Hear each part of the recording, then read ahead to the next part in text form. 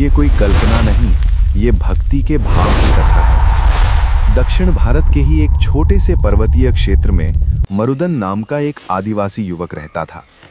वो भी शिकारी परिवार में जन्मा था। न पढ़ा लिखा, न शास्त्रों का ज्ञान और न ही मंदिरों की विधियों से कोई परिचय। मरुदन जंगल में रहता था। पेड़ों, जानवरों और पहाड़ों से ही उसका संसार था। एक दिन शिकार की तलाश में वो बहुत अंदर तक चला गया। वहां एक टूटे हुए पत्थरों के बीच आधा धसा हुआ प्राचीन शिवलिंग दिखाई दिया। अजीब बात यह थी कि उस स्थान पर पहुंचते ही उसका मन शांत हो गया, जैसे किसी ने भीतर से पुकारा हो। मरुदन को पूजा नहीं आती थी। उसने सोचा, अगर ये देवता हैं तो इन्हें भी भूख लगती होगी। वो रोज जंगल से फल, कंद मूल और साफ पानी लाकर शिवलिंग के पास रख देता। जो फल खुद खाता वही पहले चखकर अर्पित करता, ताकि खराब चीज महादेव को न मिले। उसे नहीं पता था कि ये सब शास्त्रों के अनुसार गलत माना जाता है।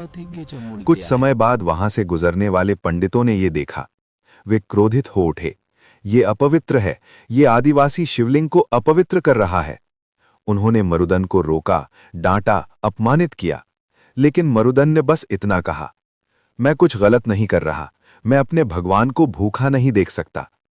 एक दिन क्रोध में आकर पंडितों ने शिवलिंग से उसकी चढ़ाई हुई सामग्री हटा दी और उसे धक्का दे दिया। मरुदन गिर पड़ा, उसका माथा फट गया, खून बहने लगा। उसी क्षण शिवलिंग पर दरारें पड़ने लगी और जलधारा रुक गई। मरुदन ये देखकर रो पड़ा। वो समझ गया, मेरे कारण मेरे भगवान दुखी हैं।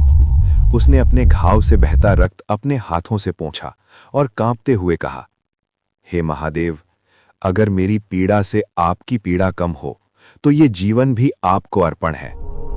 इतना कहते ही उसने शिवलिंग को अपने शरीर से ढक लिया, जैसे मां अपने बच्चे को ढकती है। तभी आकाश गूंज उठा। भगवान शिव स्वयं प्रकट हुए। उन्होंने मरुदन को उठाया और कहा, तू शास्त्र नहीं जानता, तू विधि नहीं जानता, पर तू जानता है प्रेम। भगवान ने उसके घाव भर दिए। शिवलिंग फिर से चमक उठा। पंडित स्तब्ध रह गए।